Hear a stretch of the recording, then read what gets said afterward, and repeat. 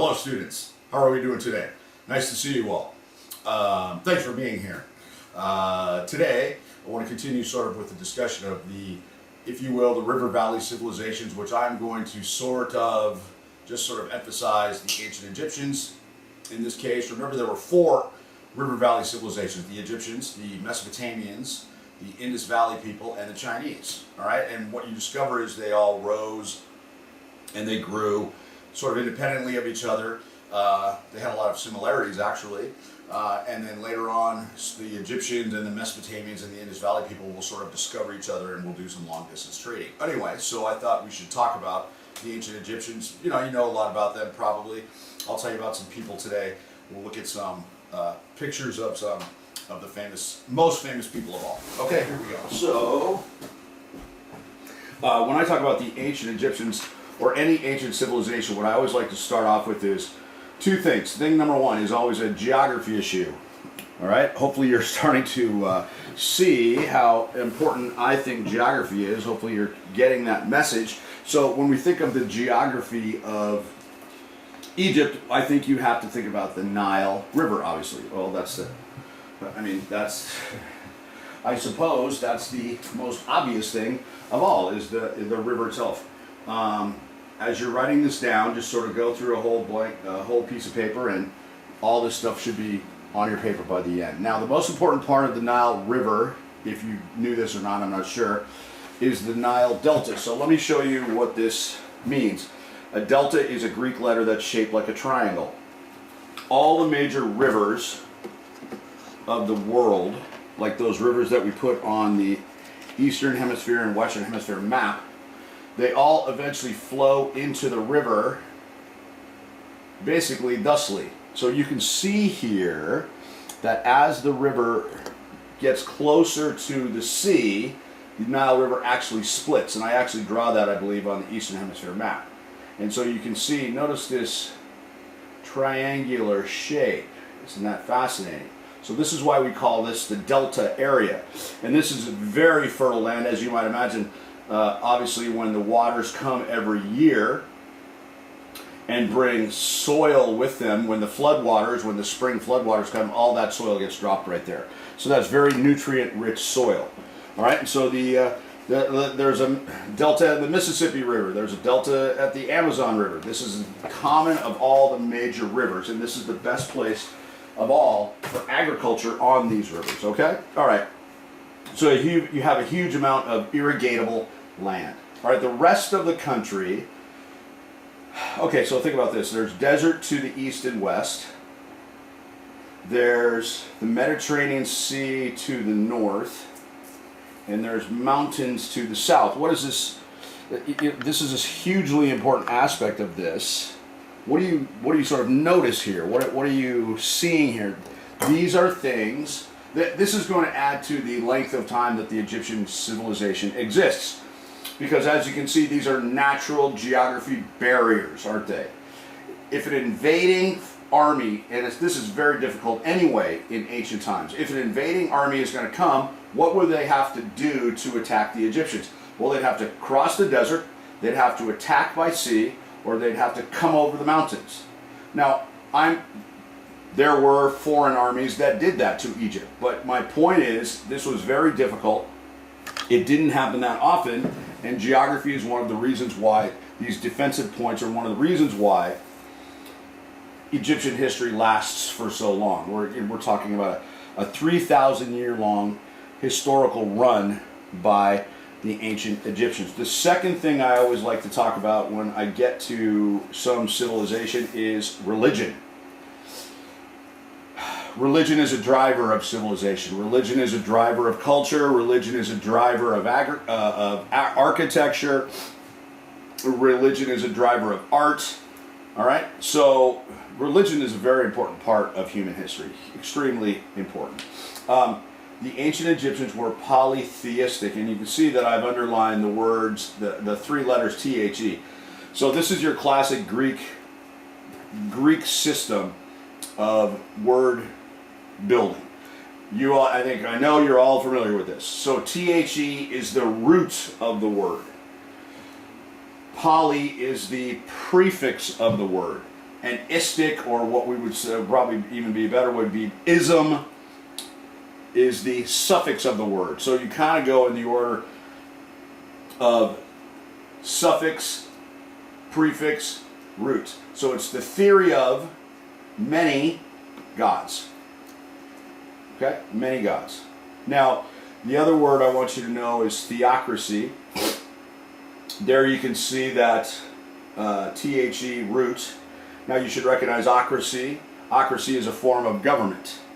All right? So if you break this word down, it's basically God, because right, multiple gods, multiple God.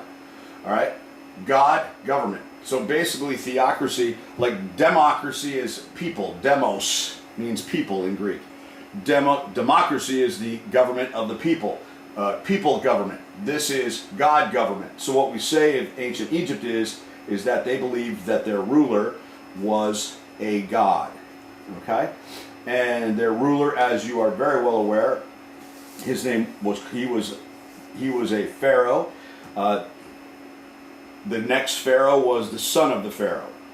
The next pharaoh after that was the grandson of the pharaoh. And I sort of demonstrated that to you with the 3 Great Pyramids, didn't I? Alrighty. So you have family rule in ancient Egypt. The word pharaoh has a couple of different meanings. Sometimes you'll see it means great house. It's a term for king. It's a term for emperor. It's a term for a monarch. Those are terms you're probably more familiar with. The one thing I would sort of say to you all is that the entire society is going to revolve around religion. Specifically, what part of the religion? Specific what aspect of religion? Well, we've already sort of demonstrated, haven't we, by looking at pyramids. Well, this is an attempt to get to afterlife. And this is the key thing, and this is really, you want to talk about religion driving a civilization, the Egyptians are the ultimate epitome of this. What is the goal of everyday life? It's really to get this pharaoh to the afterlife. Now, why would Joe average Egyptian guy support this? Well, Joe average Egyptian guy would support this because if the pharaoh goes to the afterlife, then the pharaoh will bring me to the afterlife with him when the time comes. When my time comes and I die and I want to go to the afterlife for sure, if I've been helping the pharaoh, participating and supporting these building projects, then he's going to make sure I come. So I'm going to help him, he's going to help me. That's the idea behind it. Now, okay, draw a line across there. Alrighty, and then what we're going to do is I'm going to do sort of a brief timeline. There's really 3 periods of history. Alright, so we'll just do the 3 timelines of Egyptian history. The 3 timelines revolve around the unification of the upper and lower Nile River Valley. Okay, and what this sort of means is that this is upriver towards the south and towards the mountains. This is downriver to the north and towards the Mediterranean Sea. Now, what I say here is combining hats, and what happened was that there was a time period in which these were ruled by different pharaohs. Okay, and so each place had a different crown, is really what I'm saying. So the upper crown. I'm going to draw them for you. What the heck? Okay, so the upper Nile crown. So we're going to look like this. Okay, so you're going to have to bear with me here. This is what it looked like. Okay, so that was the crown, and the guy's looking this way, all right? That was the crown of the pharaoh that was upriver. The downriver pharaoh had a crown that looked basically like this. Like so. And then it went up like so. All right? And then what happened was, and again, he's facing this way. And what happened was there was a man named, the very first ever pharaoh was a man named Menes. And he I forget if he was upper or lower, but he conquers the other. And what happens is he basically says, okay, he basically cuts a hole in the head right here, in the top of this crown. Okay, he cuts a hole in that, and in essence what he does is he wears both. So it ends up looking like, and you'll see this all throughout, again, same thing. What it ends up looking like is basically this. See if I can pull it off.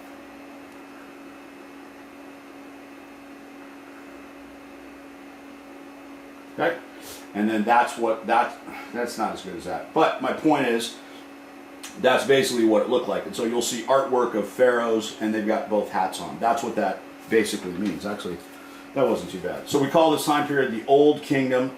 And like I told you, this is how old the pyramids are. The pyramids are almost, the pyramids are almost 3,000 years old. They're very, very old. All right? And then what happens is, as time sort of goes along, the ancient Egyptians,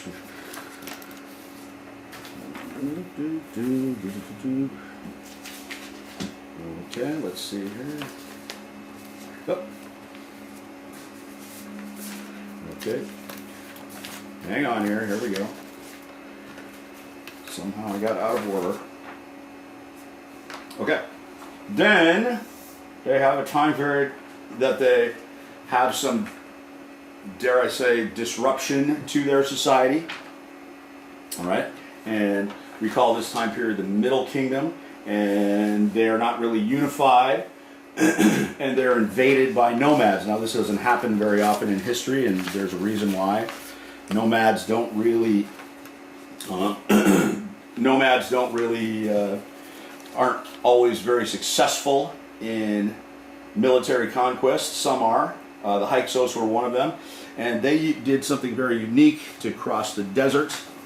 They had a brand new weapon that these are just this nomadic people. And I just said, well, they crossed the desert. They did do that, and they came across the desert using chariots, which the Egyptians had never seen. And so what happened is that over the course of this time period, while the Egyptians are ruled by foreigners here, they basically eventually will rise up and defeat the Hyksos themselves, and then the chariot becomes the great weapon of ancient Egypt. Now, how is a chariot a weapon, Mr. O'Brien? Well, you basically attack with a chariot. When you attack with the chariot, you're basically trying to run down infantrymen, and you put big swords on the axles of the wheels. And if you can get infantrymen of the other side to run away from you, you literally chop them down with the swords or the long pikes coming off of the side of your wheels, and you literally run these guys down. This is where the high point of Egyptian history starts, and we call this the New Kingdom, and this is where we associate the building of tombs. Okay, so tomorrow we're going to watch a video about tombs, not pyramids. We're going to watch about tombs, and this is when King Tut and all those guys exist, which is who I'm about to talk to you about. All right, and so what you should do is we should make sure we remember really 4 people. It's really sort of 5 people. There are 4 super famous people from world history from Egyptian history that you should always remember. I bet you've heard of 3 or 4 out of the 5. Okay, so I'm going to give you 4 for sure, and then I'll add one in there just for fun. Okay, here's the first one, and he's probably the most fascinating one of all. His name was Amenhotep IV. Isn't that a great name? Amenhotep. Now, take a look at this right there. Amen. All right? Keep that in mind. Just keep that in the back of your head. Amenhotep. All right? So, these are, by the way, these are all New Kingdom guys. Okay? And girls, by the way, you'll see.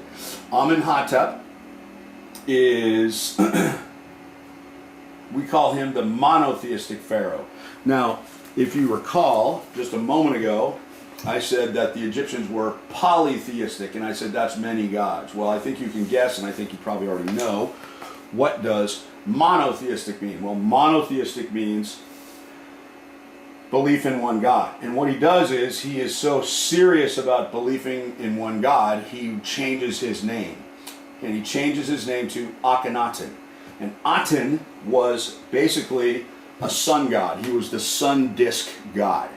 And so what Amenhotep does is he changes the entire society around from a polytheistic society to a monotheistic society. Now, I'm just going to let you know, he was not popular. That was not something that a lot of people wanted to do or were interested in doing. And part of this is that religion, religion becomes, for lack of a better way of putting it, a business. There's so many gods. There's so many gods in ancient Egypt that the religious guys, they had a lot of power. Well, suddenly, what is this guy saying? He's saying, well, some of you guys don't have any power anymore, and people didn't like that. He moves to the capital city. He builds a brand new capital city. You can always recognize, here he is, okay? You can always recognize Akhenaten because he's got a long, thin face. I will just tell you there's not very many images of him left because when he died, his city was abandoned and his images were destroyed because they tried to erase him out of history. They didn't succeed, but they tried. He is also famous for, and here's the other person, sort of the fifth person, he is famous for who he was married to, and she's one of the great mysteries of ancient history, because ancient Egyptian history, because she's one of the people we have not that have not been found. Like we have Akhenaten's body. I'll show it to you in a moment. Her name was Nefertiti. Okay, and Nefertiti was here's a husband and wife right here, a husband and wife together right there. All right, and so Nefertiti, we have never found her remains. Here we go. Here's another view of these two. Okay, this is one of the most famous pieces of artwork right here of all time. This, what we call the bust of Nefertiti, and that's actually in Berlin, Germany, and the Egyptians want it back. So it's very, very interesting. Okay, so her body has never been found. Okay, the next person then we should talk about is the son of Akhenaten. There is debate on who his mother was, so I'll show you that in a moment. We call him Tutankhamun, but his given name, now you listen now, you just might find this interesting, his given name was Tutankaten. So it wasn't Amen, his given name was Tutankaten. So he was named after his father's second name and named after this man. He was Akhenaten's son, but you can see we call him Tutankhamun, Amen, which if you recall, Akhenaten's original name, this is one of the major gods of ancient Egypt. Okay? So he changed Egypt back to polytheism. That's really the only sort of infamous thing that he did. We only sort of think of him like that. That's really all he did because he died as a young man. He is well known. He's really a minor pharaoh in the grand scheme of things. But he is well known in modern times because his tomb was opened up in modern times undisturbed, and it was full of treasure. So, for example, this is, ladies and gentlemen, this is the death mask of King Tut. You can see that literally this piece of, really, it's majority gold, but there's a lot of inlaid gems and things like that, and precious stone. You can see right here, see how it was laid, this is over his shoulder. So this thing is, the interior of this thing is hollow. There's a poster of this in my room, by the way. This is put over the top of his head of his mummy. So the mummy's all wrapped up and this is put on top. Okay? All right, now, would you like to see, here we go. Would you like to see what King Tut looks like? Well, I happen to have his picture here. He is. Yes. That is King Tut, okay? He was obviously in his own tomb. His body is really beat up. The guys who found his tomb in 1923 kind of pried him out of they weren't very good in those times of being careful of those types of things, and so King Tut is not, his body is not in good shape. He has been placed back into his tomb. All right, so do you want to see his father? Okay, here's his father. This is Akhenaten. All right, Akhenaten had some pretty good teeth, all right. And what we have also found is we know that based on DNA samples that this is the mother, okay, of King Tut. Now, what we have learned is that this woman is the sister of Akhenaten. So yes, you heard that correctly. That you did not imagine what I just said. Here you have Akhenaten and his sister having a child together, and his name was Tut. Now Tut did have a lot of sort of physical. You all know that incest is not a good way. It is not good, and there's always problems. And yes, Tut suffered from some of those problems, physical problems that occur when there is an incestual relationship. Now there are some people. Here's the mother again. There are some people who say this woman is Nefertiti. So everybody's looking for Nefertiti's body, her mummy, but many people say, okay, this was Akhenaten's wife, but it was also his sister. Now this is not 100% confirmed. This is one of the rumors. Okay. All right. Now, just so you have another look at it, one of the things that's big business in history today is the rebuilding of faces. And so they rebuilt the face of King Tut a number of years ago. Here you can sort of take a look. This is a wax buildup. Okay? And this is what they believe. Of course, obviously they analyzed the body, and that's what they believed he looked like. Okay? Pretty cool, huh? Does he look like his mask? I think there's some resemblance, certainly. The most famous Egyptian of all time was this man, Ramses the Great. All right? And so I'm going in, by the way, chronological order. Ramses the Great, he ruled for a long time. You can see that as about 66 years. He ruled till he was about 90. This is when Egypt reaches its high point. And I'll show you his picture. This is the picture of his body that we have today. Looking good, right? You can see that his arms are still wrapped. He's still got quite a bit of skin. If you look even carefully, don't know if you can tell here, but you can see he's actually got his hair as well. So mummification was, in many cases, very good. They were able to he's sitting in his casket still to this day. Okay, this is the picture of the lid of the casket, and this is the image of Ramses as well. You can see this is made out of wood. You put the lid right on top of, you can see this thing. Okay, but that's him. Great stuff. And then the fourth person, or fifth person, if you will, that you may have heard of is a woman named Cleopatra. Have you heard of her? Cleopatra was a famous. She was born in Egypt, but she was from a dynasty that was not from Egypt. Her family ruled as foreigners. They were Greek Macedonian. And again, I'll get to all that stuff. The Greeks, we're coming up on the Greeks. Don't worry. The Greeks are always super popular. We're getting to them. All right, so there you go. That's my discussion of ancient Egypt today. All right, ladies and gentlemen, I hope you thought that was interesting and some cool pics. All right, and we will talk to you next time. Good job, everyone.